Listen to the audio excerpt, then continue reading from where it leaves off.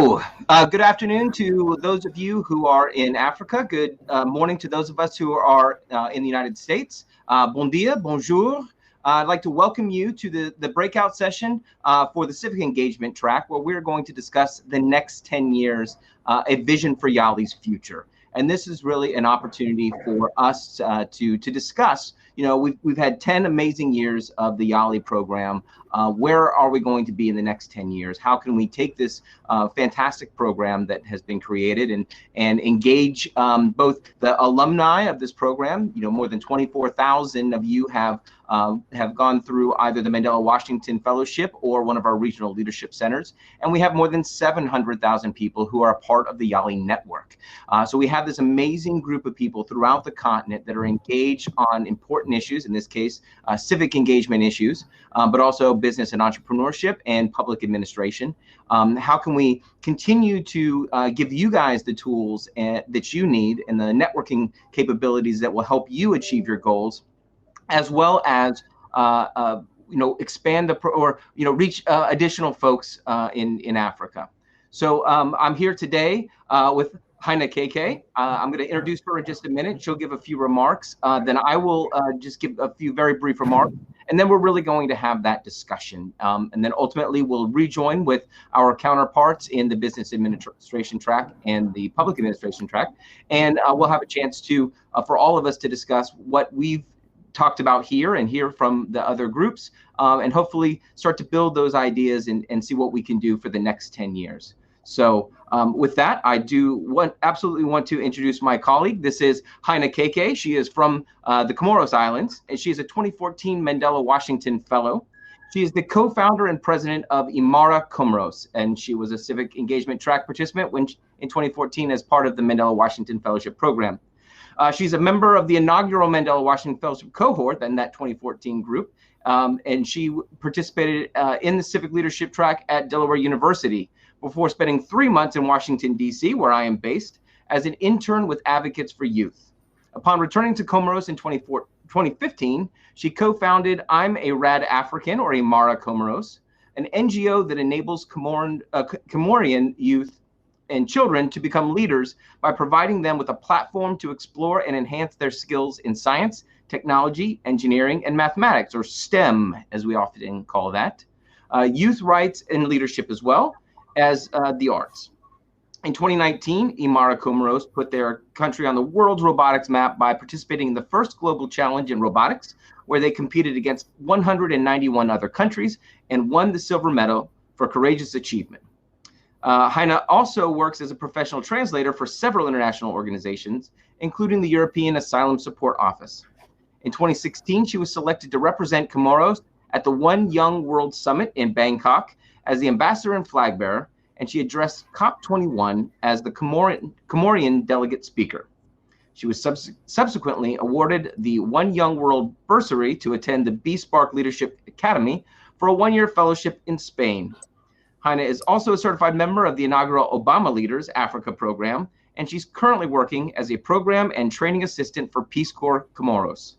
Heine, over to you. Thank you, Matt. Thank you very much for such a glowing introduction. It is such an honor to be here with you, with everyone, and hear from you. So without further ado, I would like to share what my vision for Africa and for YALI in the next 10 years. So what I envision is an Africa that is resilient, but more than that, an Africa that is anti-fragile. I mean by that, a continent which is capable to thrive not despite failures and obstacles, but as a result of them. As an alum of the first cohort of Mandela Washington Fellows, I have witnessed firsthand what programs that build leadership skills have brought throughout the pandemic. From initiatives to deliver maternity health kits to pregnant women, to grassroots communities that built thousands of tippy-taps from reused materials across Africa, to my NGO, which created alternative education tools to encourage uneducated parents in their and to engage them in their children's education. We have demonstrated that Africa is anti-fragile. The young leaders who have accomplished this did so because they knew who they were and they knew what they wanted for their countries. But most importantly, they had one trait in common. They benefited from a training that strengthened their personal foundation. In the wake of COVID-19, in a lot of our countries, we have seen mistakes being made in the handling of the pandemic. We have seen leaders resorting to different solutions that were not always appropriate. We've seen false messages being disseminated through social media. And most alarmingly, we've seen our ability as the civil society, our ability to intervene in the domains of health, education, climate change, significantly reduced because those in powers, despite their best intention, do not have the input required to be the leaders they could be. To create a society that thrives in the face of adversity. The challenge does not solely reside in bad leadership and bad intentions. If the civil society has learned one thing from this pandemic, it is that now, more than ever, we need to build anti-fragile structures. And a lot of African NGOs have demonstrated that this is a reality that is attainable. The question now remains as to how we spread and perpetuate this model on the continent. And this is where programs like YALI fit into the vision. The YALI RLC, or the Mandela Washington Fellowship, do not only offer leaders the tools to become effective and resilient in their leadership style, they teach us to be values-led leaders. And we here stand as proof of the impact such powerful learning opportunities can have. The added value of what I see in the future of YALI are deliberate efforts put into building leaders from the inside out. And this is a big investment. It is a slow process that starts with knowing yourself, then knowing your business. Something we all assume we do until we're faced with issues and seek instead of seeking to thrive. My message to YALI for Africa is build the leader's personal foundation through the program. Dedicate more time to leaders knowing themselves and building themselves before they build their leadership skills. Because at the end of the day, they are the foundation of their leadership. And that's what I see in future generations of YALI fellows. Thank you very much. Great. Thank you very much, Heine. That was fantastic. Really great opportunity to hear that. I really like the way that you describe not just resiliency, but anti-fragile. That's a really interesting concept, and I really appreciated hearing how you kind of really developed that idea. I'll just give some very brief remarks because most importantly, we want to start hearing from all of you who are in this session as well. I am a diplomat of the United States government. I have been a Foreign Service officer for 20 years now. And I've served all over the world. I've served in the Caribbean, in Europe, and twice in Africa. And now I work on African issues from here in Washington. My office oversees all of our public diplomacy and public affairs engagement, both in Africa and in the United States, as it relates to African issues. And so that means that we sort of are the ones who are the central focus in coordinating all of our YALI programs. And I must say that the YALI program, we have a number of very, very good programs that we do with public diplomacy, exchange programs like Fulbright. We have English language programs, but really YALI is, in my heart, my absolute favorite. Whenever I've had a challenging situation or a tough day when I was on the continent, I would always try to find an opportunity to engage with a YALI alumnus or alumna, because that really always picked me up, gave me new hope and a lifted spirit for whatever challenges I might have to face in that day. And so we really see YALI as a key part of our foreign policy. And so I want to talk a little bit about what our foreign policy goals are and how you as members of the YALI community play into that. So we here in the Bureau of African Affairs work to build upon the United States' long-standing relationship with the people of Africa, and we do that through 5 primary priorities. Number 1, fostering democratic progress and respect for human rights. Number 2, increasing mutually beneficial economic growth, trade, and investment. Number 3, advancing peace and stability. Number 4, strengthening health security and enhancing environmental sustainability. And number 5, and in my opinion, most importantly, engaging Africa's growing youth population as a force for economic and political dynamism. And this really is where you come in, not only in that 5th, in my opinion, most important element, but really the work that you are doing touches on all of those other 4 goals as well, particularly in the civic engagement track. The work that you're doing helps us to promote the democratic progress and promote respect for human rights. The work that some of you are doing also in the health security fields are helping Africa adapt not only to things like COVID-19, but Ebola and other health issues. And also, many of you are engaged in the key element of enhancing environmental stability as well. One of the other, some of the other cohorts in the other any other tracks are working, in business and entrepreneurship to build that mutually beneficial economic growth.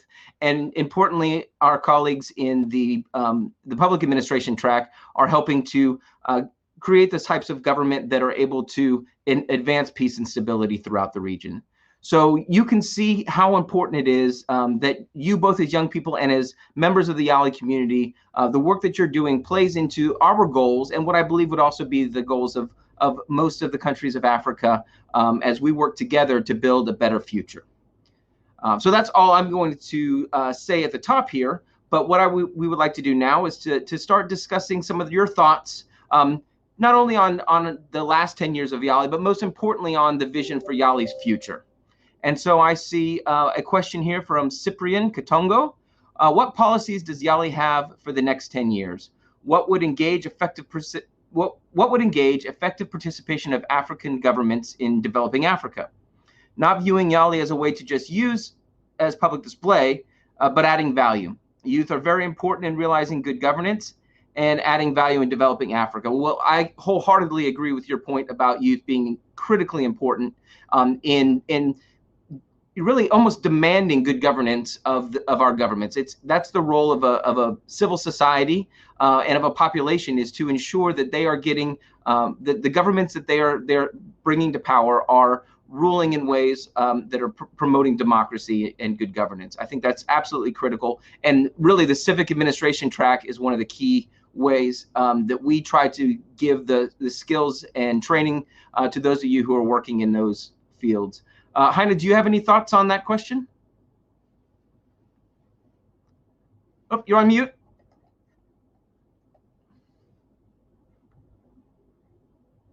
There you go. So what I wanted to add was that, so part of the question was, what is the YALI's policy for the next 10 years? And I think we here are informing that. I think our voice matters, and we are here to actually inform what the policy would be, where the focus should be. And so that is why it's so important for all of us to make sure that our voices are heard, since we have the platform.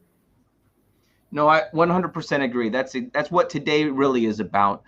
Because when we developed, the Department of State developed YALI 10 years ago, it was a new idea, it was a new concept.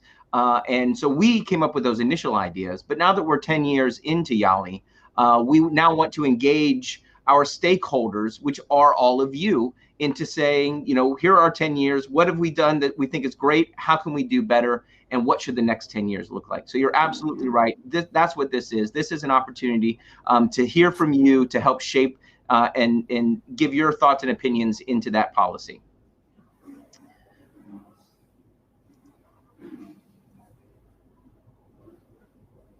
And I see a couple of questions about the need for Strong YALI networks. We totally agree. You know, YALI is has three real elements that are part of the big YALI program. There's a Mandela Washington Fellowship, obviously, and Heine has been one of the first people to take part in that Mandela Washington Fellowship element. There are the regional leadership centers, and I saw some folks that were shouting out regional leadership centers. Those are on the continent, so those are a way for us to reach even more African youth on the continent itself. And then also we have the YALI network, which is also very important, and it provides ways to share information, to share training, online training, which particularly given the last year of this global pandemic, we've seen how much we can really do online as we've been forced to do so because we haven't been able to be in person. And also, so those are really kind of the three key elements of the YALI program writ large. One question is, how can YALI alumni networks be strengthened? That's a great idea. I would certainly welcome your thoughts, and I'll turn it over to you in a second, Heine, on what you think. You know, we obviously, one of our, I would say, best partners, when I've been working in public affairs sections in Africa, our best partners have been the alumni of our programs, and YALI alumni tend to be some of the most dynamic, most enthusiastic. They want to take what they've learned from their programs and they want to put it to use in their communities. So if there are ways that we can even further strengthen both the communication between you and perhaps your public affairs sections, because they can be great sources of resources, as well as you know, organizational tools, but also the network that you guys have across the entire continent. I think that's one of the key elements of the YALI program, is that it brings together people not just from your own country or your own community, but from across the continent, so you can see how the challenges you have may exist in another part of the continent, and how you guys can find ways to share best practices and achieve your goals, your mutual goals together. Heine, do you have any thoughts on these comments? Yes, and I like the fact that you said that there are other people who are experiencing the same challenges, because before I went to YALI, I had this, to the Mandela Washington Fellowship, I had this impression that I was the only one who had these ideas, that nobody understood me and all that. But so upon returning to my country, where I didn't live, so I didn't live in my country when I went to the United States for the Mandela Washington Fellowship. But after it, I went back to my country. And that same year, in 2015, I started my NGO. I co-founded it with another Mandela Washington alum. And this is just, every time people ask me, like, what is your biggest takeaway from the Mandela Washington Fellowship? I tell them it's my co-founder, because I found someone who was in my country, who was thinking exactly the things that I was thinking, who had great ideas in mind, and who wanted to change the country and as much as I wanted to. And so we harnessed that and we started the NGO together, and we're later joined by another alum. So our board, our executive board right now consists of 4 YALI people. So 3 Mandela Washington fellow alum, and then 2 RLC alum. So this is just an example of how maybe your network is scattered all over the country, but you can still work together. You can still build something together. So reach them, because it doesn't end in Washington. That's where it starts. That's where it starts. You have to come and go to your countries and reach out to those people. No, I think you make an excellent point, Heine. I would say there are kind of 2 elements to the networks. There's first, as Heine just mentioned, the network you have with the other people in your country. And there should be somebody in your public affairs section at the embassy in your country that works to try to help create, to maintain ties with our alumni. But many countries across the continent have alumni networks or organizations that they've built themselves. I've found that many of our YALI alumni end up playing key roles in promoting and growing those networks. Sometimes they may include alumni of all exchange programs to the United States, or they could include Fulbrights, people who participated in things like the YES study program, where they study for a year in the United States. But others maybe more focused on the YALI alumni themselves. And so some places I've seen everybody together, and some places I've seen actually both. But regardless, whatever exists in your country, I would encourage you to be an active participant in that. And if an alumni network that within your country doesn't exist yet, work on creating one. Find your colleagues and create one. And then there's also the broader YALI network, which is across the continent. This is 24,000 strong now and growing every year. And so that's where I was talking a little bit earlier about, how can you share what you've learned trying to address a specific issue in your country with somebody who's working on the same issues, but maybe, halfway across the continent. And that's an important element as well. And so as the Department of State, we see our alumni and the networks of our alumni as super important. And so we're working to leverage our convening power to create more opportunities for you alumni to connect with each other, both within your countries and around the continent, as well as with US entities. So we're thinking about a lot of ways that we can make that happen, and we want to hear from you. But these could include regional conferences, expanded opportunities for grants, or the creation of a networking platform. So maybe our own social media platform. These are all ideas we have, but part of this opportunity today is to hear from you as to what you think would be most effective in strengthening the network. So let's see what other kind of questions we have. I think John Garangdut, I was hoping I was answering your question with what I just said about how we want to continue to build up our alumni opportunities. So I hear I see a question or a comment that digital engagement is good, but access to data and phones is a challenge. I completely hear that and know that the cost of data can vary widely depending on where you are on the continent. Certainly a challenge that we're all trying to overcome. I hope that if you have American spaces in your countries, that you might make use of those once we start coming out of this COVID situation. American spaces are joint programs run by the embassies with partners in the country, and many of them have internet access and internet capabilities. So they've been closed many of them have been closed because of the pandemic. But as we hope to emerge from this, that's one other way that we as the US government can work with partners on the ground to help to try to provide better opportunity and access to the internet for this type of digital engagement. Heine, what kind of challenges have you dealt with in digital engagement with both, with all of the work that you've done with IMARA and other organizations? I think that challenge resonates a lot, especially as an education NGO.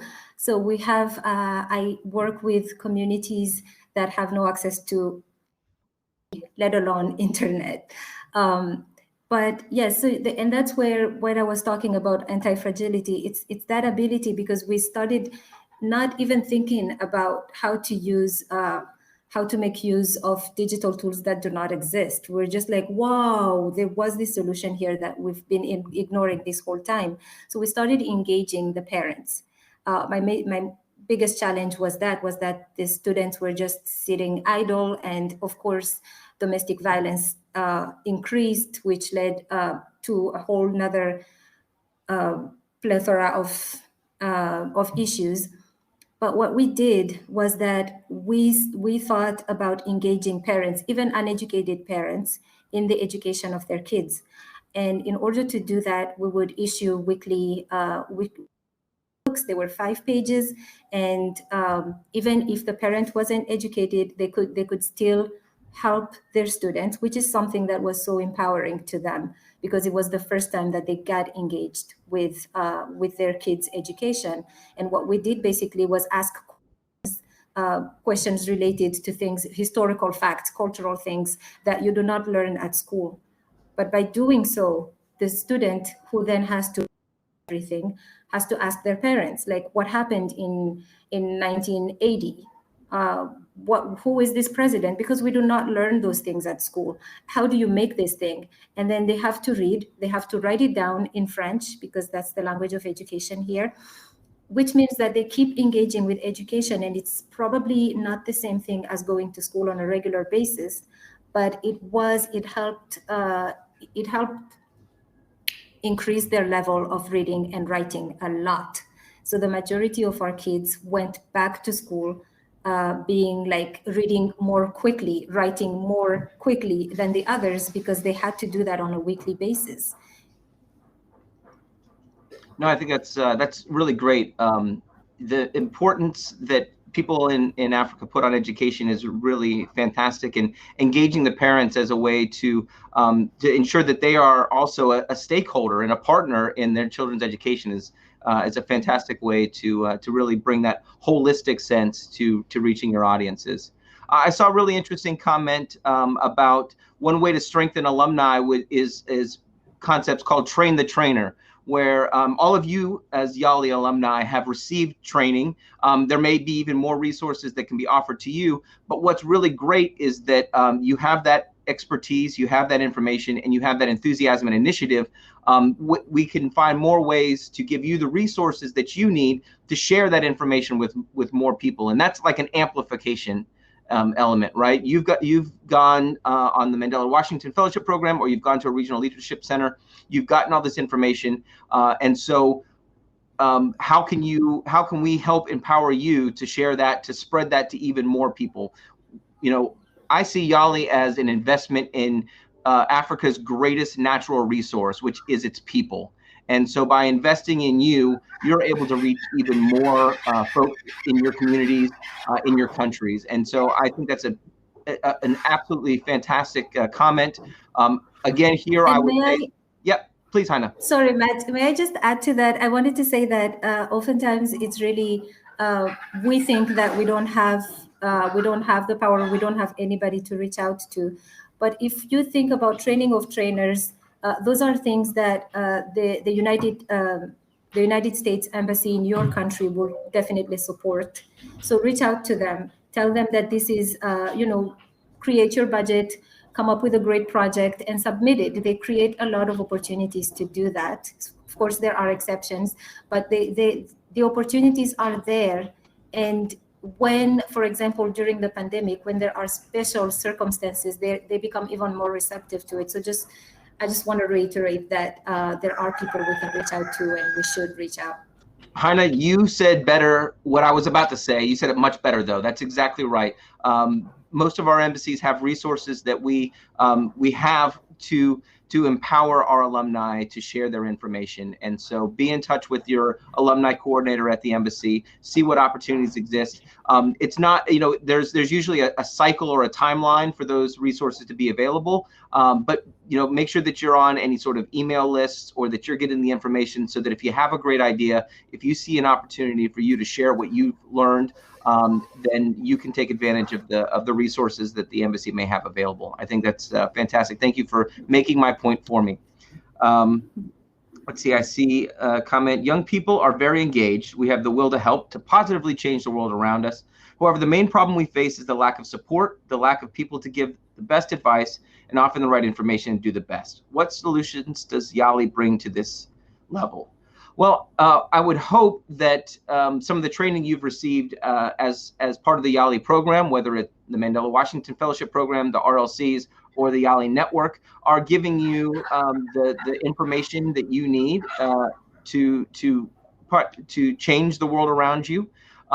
Here also, I think this is a situation where that network can be very important, because you may not know how to address a challenge, but maybe one of your colleagues in another part of Africa has found a way, and you can learn from each other through that exchange and through that community and network.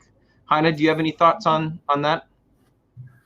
Yes, it's basically what you said. I think the comment was in French. I'm going to try and respond in French. Bien sûr. Allez-y. So, en ce qui concerne le manque d'informations qu'on a, par exemple, ou bien le manque de soutien, je crois que c'est vraiment dans notre tête. On se dit que voilà, il n'y a personne qui nous soutient, mais il faut toujours se rappeler que quelque part dans le pays, vous ne pouvez jamais être la seule personne dans un pays, dans une région, dans un village qui veut changer les choses.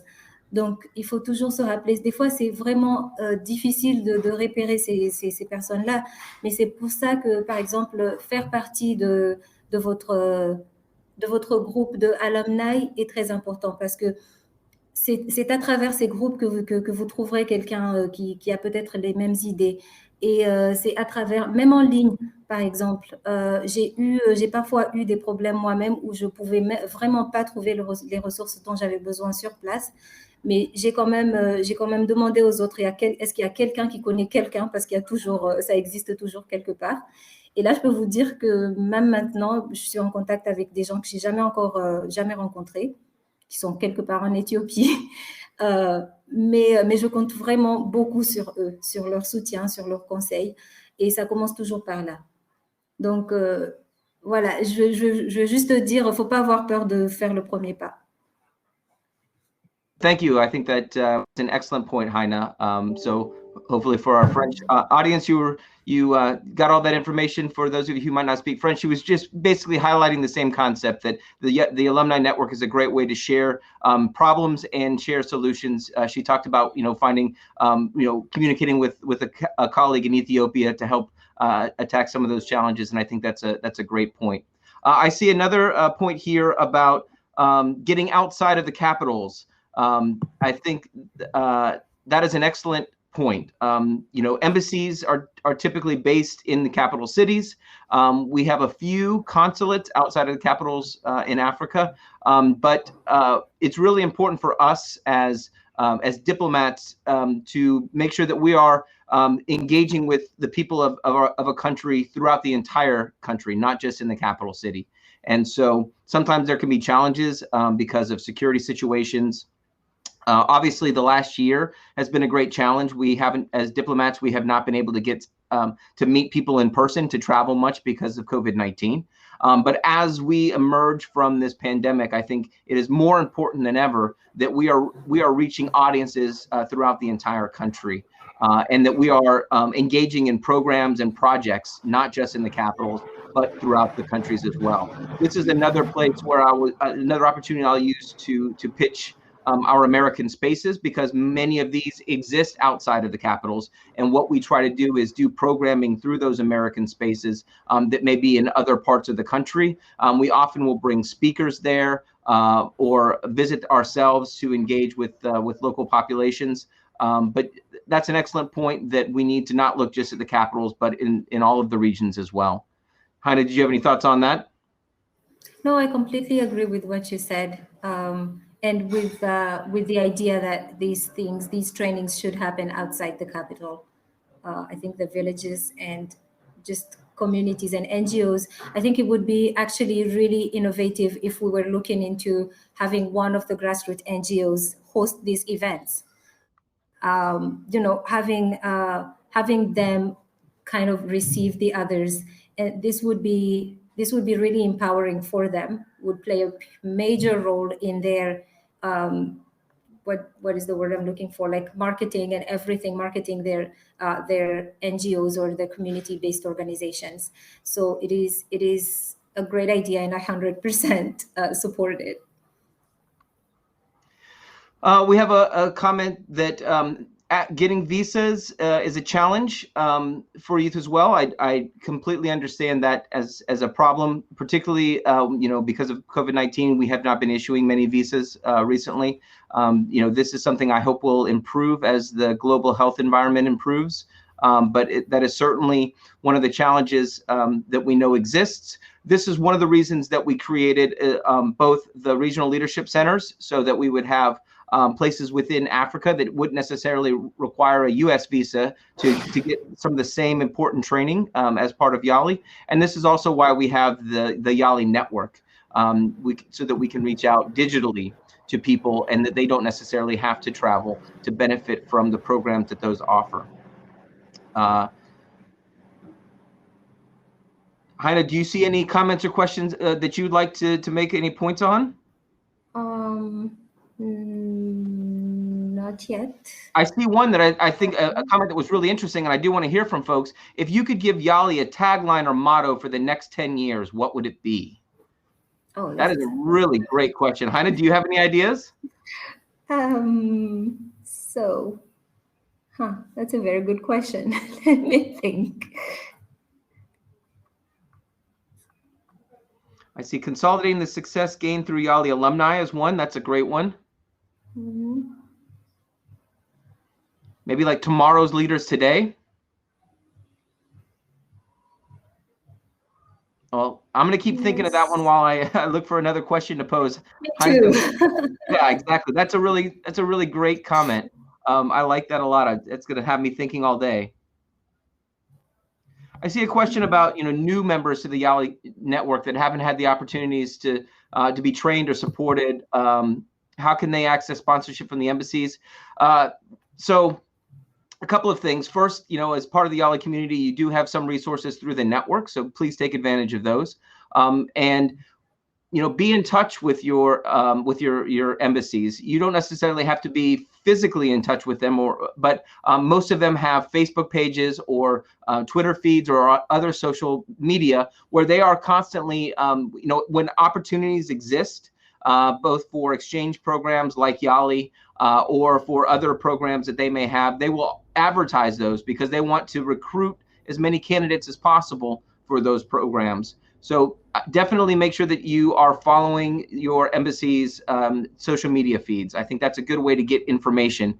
Many of them may also have email distribution lists, so you can contact them and say, I would like to be put on your email distribution list for training opportunities, for exchange program opportunities, and so that when those opportunities arise, you're well placed to apply for those programs. And maybe at the risk of being repetitive, again, reach out to your YALI, either YALI or all the other alumni networks in your country, because sometimes you're doing amazing things out there, but nobody sees you, nobody knows you're doing it.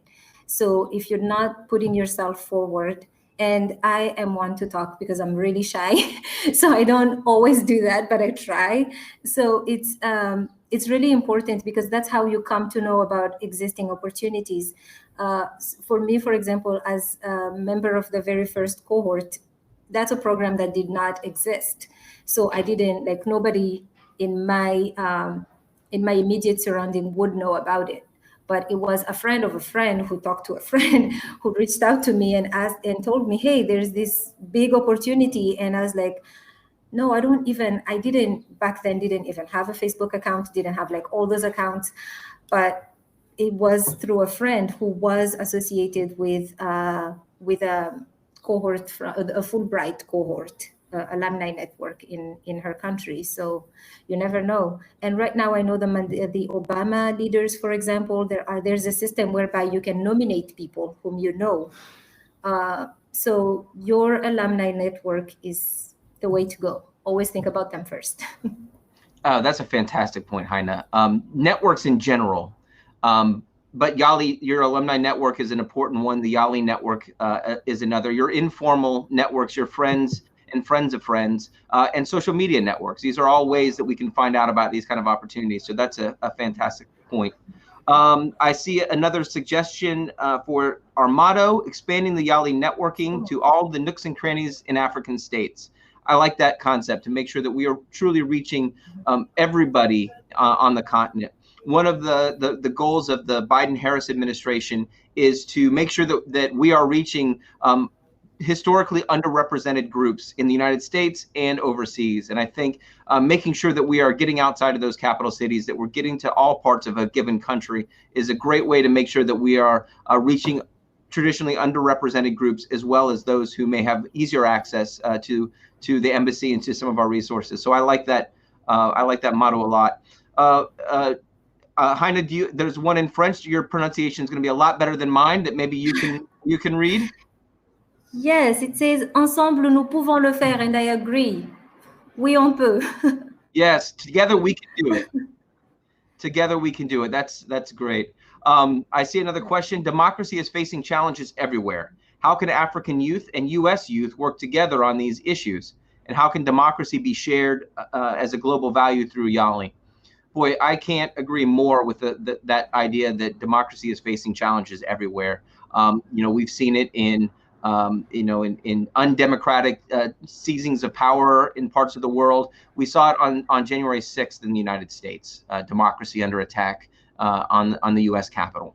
And so, I think it's more important now than ever that that young people across the world work together to ensure that we are getting governments that are respectful of we the people. And so I'm open to ideas on how we can work together to make that work. I think the networks are one way to do it. Heine, do you have any ideas on how the global community can come together to promote democracy? Yes, I think it's also through dialogue, because I think if we're being honest, I feel like nobody really got to a point where they're like, well, we figured out democracy. And this reminds me of a sentence that one of my teachers in leadership told me, and that really resonated with me. He told us that I'm not here teaching you because I know better. I'm here teaching you because I know different. And so that's all we can do. It's talk about how different our perception is. We get a chance to see like what is the middle ground. Because if I take my different and you're different and somebody else is different, we can come with something. We can come up with something that works for, not all of us, but works for some of us. But if we just say that this is not working, or your democracy model is not, it's not mine, different, and I don't understand it, and mine is better, that's just not the right way to go. So just reminding yourselves that it's all about knowing different and learning different and seeing what you can do with different. Wow, Heine, that's a really great line. I don't know better, I know different. And it's from those differences that we can take ideas that might be relevant to us. I think that's a fantastic point. We've been hearing from you about ways that you like to be engaged by the embassy, whether it's social media, emails, and I'm seeing that emails and WhatsApp seem to be most popular so far. That's great information for us to have. That allows us to tell our embassies across the continent, what's going to be most useful for them to reach out. In order for them to email and WhatsApp you, they're going to need your contact information. So make sure that if you're interested in staying on top of what embassies have to offer, that you're providing them your email address or the best number or the best way to reach you on WhatsApp as well. So that's great. Heine, do you see anything that's jumping out to you on our comments or questions? So I see Olusegun, I'm sorry if I mispronounced your name, who says that YALI in Nigeria doesn't give room for its members to meet the government at the table and engage our leaders regarding policies and governance issues. There were times our lawmakers reach out to us to participate in a public hearing for a particular bill, but we are told it is not a YALI policy. Why does and how better can we engage our government productively as YALI members in Nigeria, using YALI as a body? I think part of the answer is in the question. Like you have this network, and yes, you have that one thing, you have that community in common, but you also have a goal, which is to make your voice heard by the government. And this is, I think, a challenge across the continent. We face the same challenge, and sometimes for different people it means different things. But it's about you. It's about you, that group of people sitting together and deciding to do something. Maybe you won't get the result that you want immediately. Maybe the government won't listen to you right away. But if you make enough noise, and not just noise, not just noise in order to make noise, but if you have a good plan, if you stick with it, you start small, and little by little you build the movement. I think I think this is a very common challenge across a lot of African countries, one that I can definitely identify with. But what we have done and what we can do at this stage is just build structures that protect us, but also allow us to voice our opinions, because it is important that at the end of the day, we are protected, that we take care of ourselves, and that we take care of everyone that's involved when we're trying to make noise. Heine, I think that's an excellent point. And I think it's super important for the voices of young African leaders to be heard by the current African leaders, many of whom are not so young. And so what I will say, and this is kind of touching on what Heine raised, is that you have strength in numbers, and that's where the YALI network, your alumni network, can come to play. Think about other alumni from some of the, if you have an alumni network in your country that includes other programs as well, the more people you have, the louder voice you can bring to the table. So I would say engage your network. YALI alumni are 24,000 strong and growing every year. So as the network and the alumni network grows, you have more and louder voices. And if you're speaking with one voice, I think you have the opportunity to really make yourself heard to leadership. Your voters, right? And most politicians are elected and they want to be reelected again. And so that's where, when you have strength in numbers, you may have the clout to be able to ensure that leadership is listening to what you have to say. And I think another thing that I wanted to add is that the beauty of all of this is that we're not all doing the same thing. We're not all education specialists. Some of us in the YALI program do civic engagement. So they are close to the government. And we should make sure we know who those people are. We should make sure that when they are running for something, we are there for them, supporting them, making sure that maybe our collective voice is heard through them.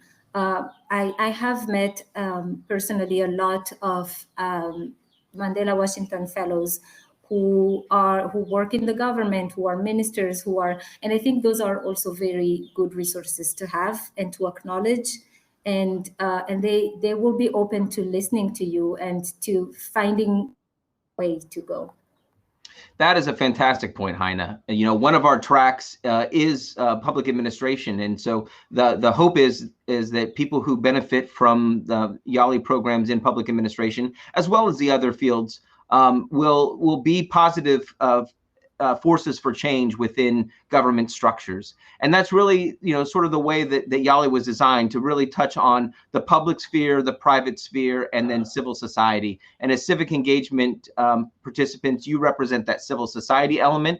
Our business and entrepreneurship folks represent that public, or the private sector, and a public administration, that public sector as well. The three key elements of a good functioning society, particularly as YALI alumni continue to do fantastic things to rise in their own careers. You may have allies that are directly within the government that are part of the YALI program. And one of the things that I think is great about YALI is that YALI alumni sort of speak the same language in a sense, right? You've all had training that is very similar, and you're using that training to address these challenges. So as you have allies that are in the business sector or in government who are YALI alumni, those are really key resources as well to affecting change.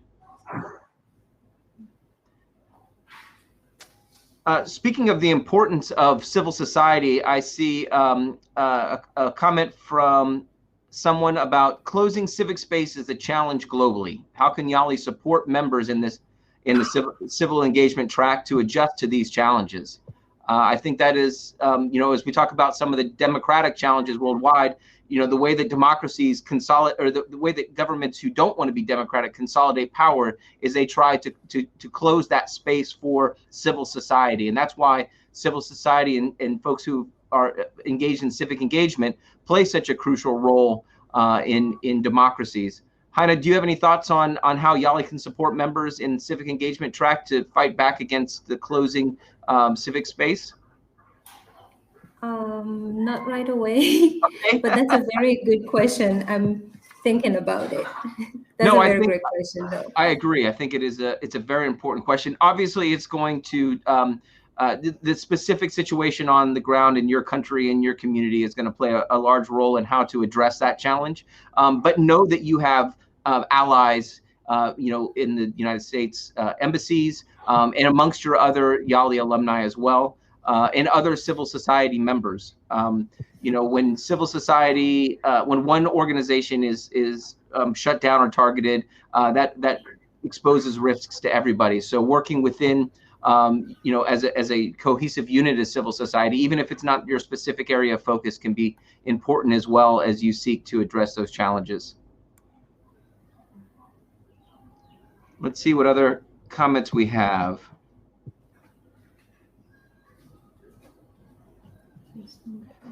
Heine, I see another one in French that I will allow your superior pronunciation to... Don't call it that. So, la responsabilité ressemble à penser aux autres en quelques mots. Et je crois que ce que j'ai compris du message, c'est ça, c'est que afin d'être responsable, il faut penser aux autres.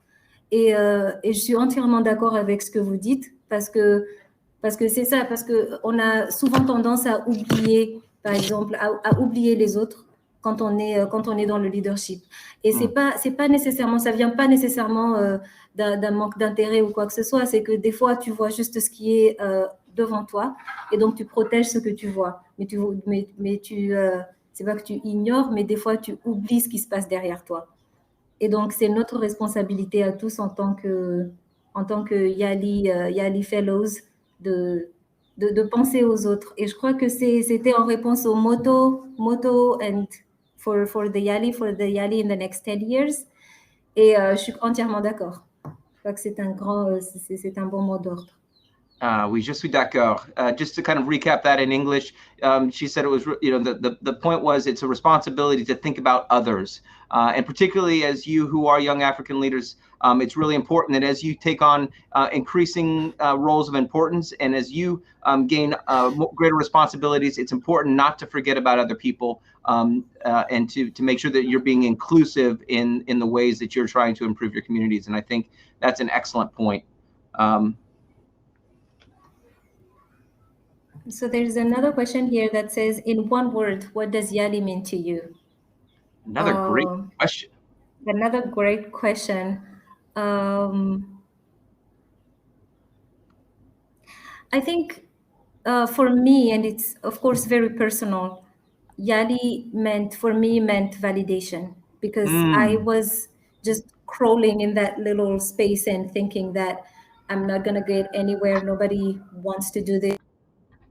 In my country is corrupt and everything, and all of a sudden there was this opportunity that tells me, no, you are valid. What you're dreaming of, it's valid. What you want to do is valid. So for me, YALI means validation. Wow, that's fantastic. And I see some really great other ones. Empowerment. Wow, that's fantastic as well. Opportunity. For me, I think about future. Although, I say future, but, YALI alumni are the present too, right? You guys, it's what you guys are doing now that's also important. These are all great. I love this one. Hope for Africa by Africans. Good. Oh, wow. Yeah, that's great. Those are all fantastic.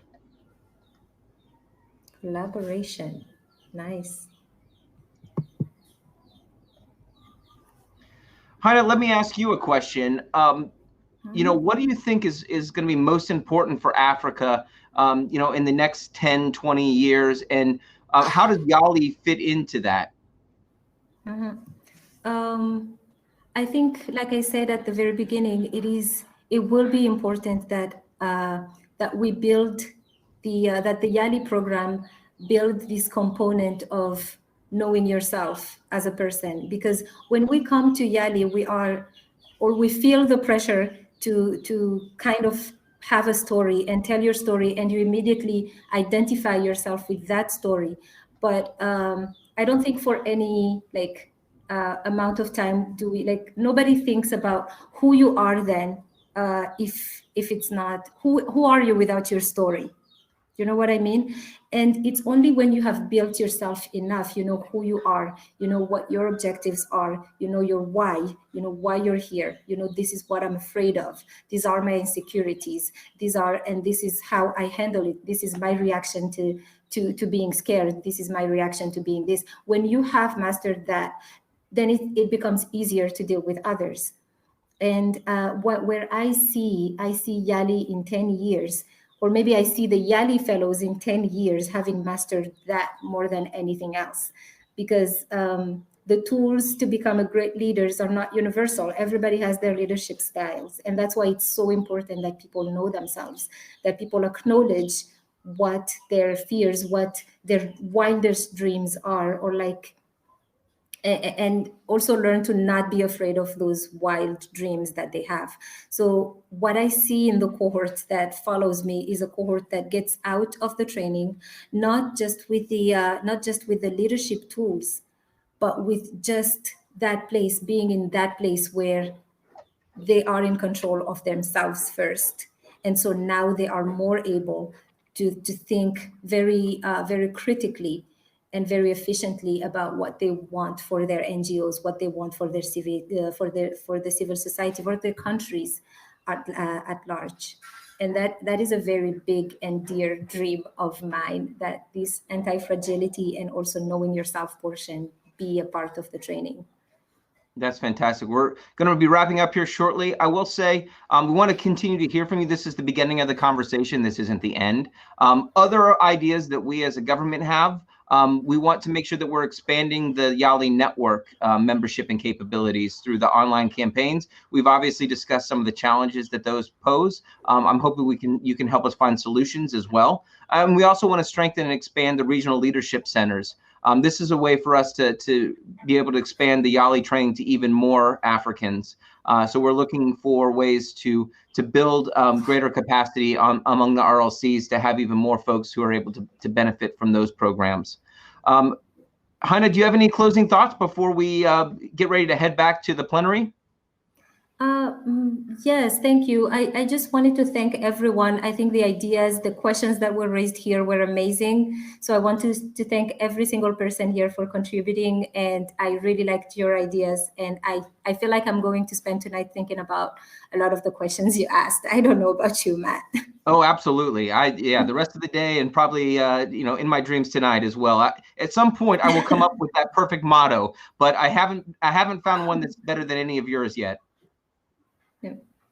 All right, folks. Well, we're going to have a 10-minute break, and then we're going to all rejoin back into the plenary. I will make I see one last thing. YALI means formidable force, and I totally agree with that. I think that's a great way to wrap this part of our conversation. Look forward to seeing you guys in 10 minutes back at the plenary. Thank you very much. Thank you, Heine. Thank you.